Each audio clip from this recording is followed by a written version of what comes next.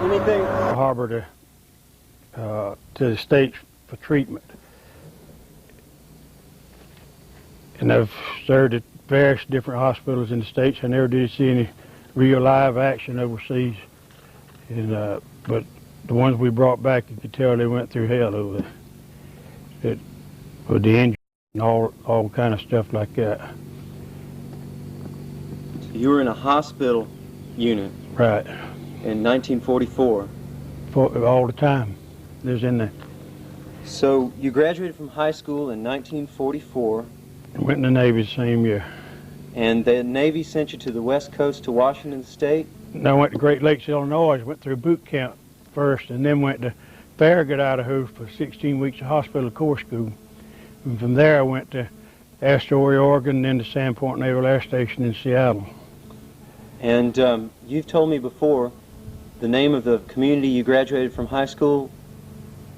A small community, Oak Park, Georgia, about 15 miles from here.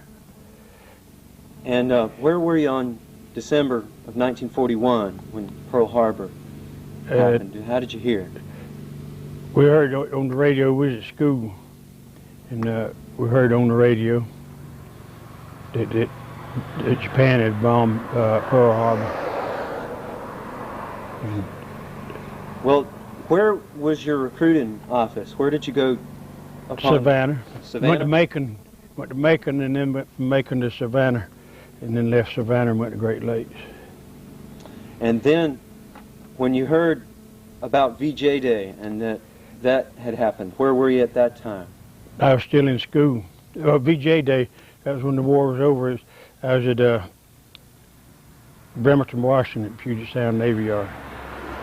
We got a large dry dock there to take care of the biggest carrier we got. And, if any of them was damaged in different action, they brought them in there and put them in dry dock and repaired them.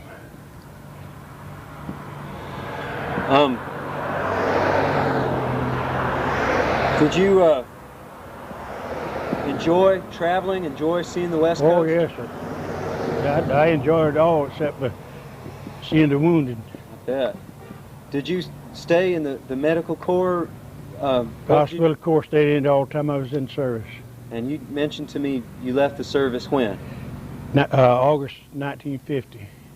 So all through, and you were stationed until 1950 where?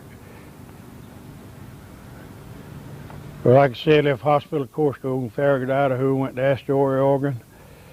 Left there and went to Sandpoint Naval Air Station in Seattle. From there crossed the Sound over to Puget Sound Navy Yard. Stayed over there for a while working the dispensary over there, taking care of civilian workers that was injured there on the job, repairing those ships. Left there and went to Shoemaker, California to the receiving station. And all they had out there was wood barracks with dirt floors for you to stay in, and a barrel heater at each end of it. Boy, you're talking about cold tonight. It was cold. Hot during the day. I left there and went to San Diego, the receiving station. Left there and went to San Diego Naval Hospital.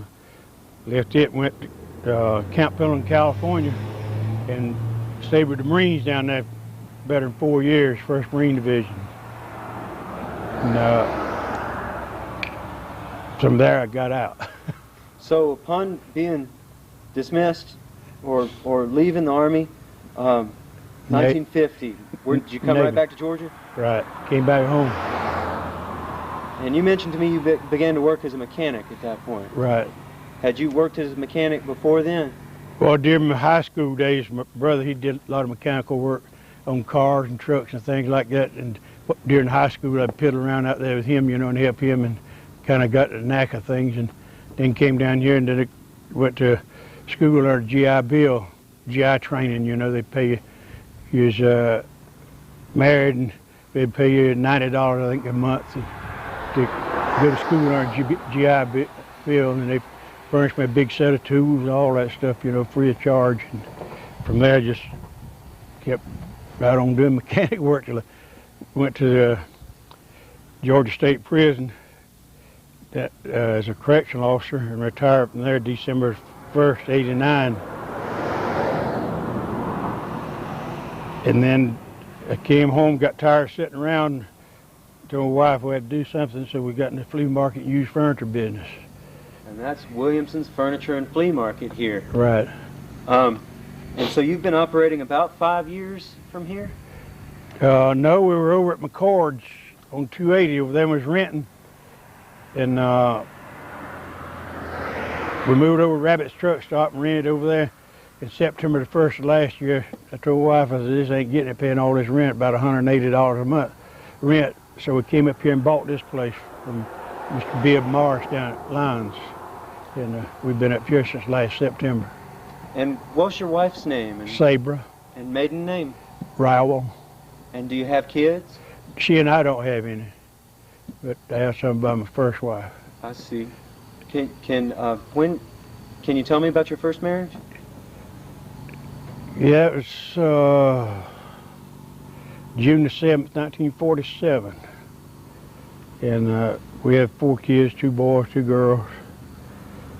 And oldest girl's in Macon now as a court recorder, a reporter, whichever it is. And my oldest son is disabled from Vietnam War. He's living in Warner Robins up with his mother. And the next son is Colonel in the National Guard. He lives in Gray, Georgia, and also works at Warner Robins. And my baby daughter is has a nice job at Warner Robins also. But Saber and I don't have any kids. Well, I'm going to go back and ask about your time in the military. Was it hard learning medical work with? To me it was, because coming from a small country school, you didn't have the advantage of the schooling that you would get in a big city school. In chemistry, that was something off the wall to me I'd never seen before. So I had some good buddies in there that helped me with it, you know, and carried me along on it. Got where it handled it pretty good. But that was the worst thing about it right there, not knowing chemistry. So the best thing they ever did was close down these small schools where you can get education in these big cities, the way I look at it. Really? Because I didn't have the advantages, you know, or not anyone else for that matter. It was 5 boys and 4 girls in our graduating class. Can you remember any of the other people who served with you in those days? Fred Mixon down here at Vidalia. Now he was in Seattle with me. He was in hospital corps also, but he wasn't there but just a few months. He used to run Mixon's used cars down at Vidalia. And that's about all the people I ran into is, you know, local from around here anywhere. Did you make some friends out on the West Coast? Oh yeah, there were. All the people out there were friendly. Well, I'm going to cut this short. Just if I wasn't traveling, I'd do it longer. But I generally ask people one last question, softball thing. If you're talking to younger people about those days, the days of your youth and the World War II era, is there something you think is most important about that time? Well, I wouldn't take anything for the experience and the schooling I got while I was in the Navy. But if there's any way in the world they should stress these people higher up and try to keep peace in the country. Not go overseas and get tangled up in all these other people's problems and get these young boys killed for nothing. The United States got a habit of getting involved in too many other countries' business. Let them run their business, the way I look at it. There's no need in our young people getting mommocked up over there trying to help them people, and they're going to turn around and turn on you too. Same thing happened in Somalia over there. So I just tell them to get in there, do the best you can. That's all I can tell them to do. Do what they're told and listen to whatever their superiors tell them, or whatever they tell them is going to bring them out of there alive.